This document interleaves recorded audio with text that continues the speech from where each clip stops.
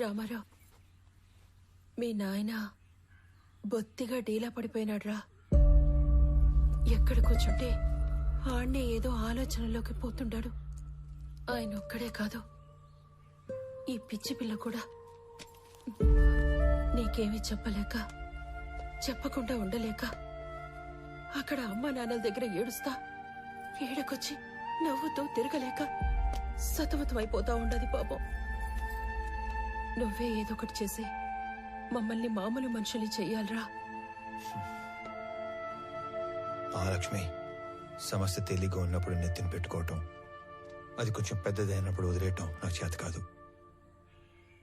పోతా పోతా అనంత ఎన్నో ప్రశ్నలు వదిలిపెట్టిపోయినాడు.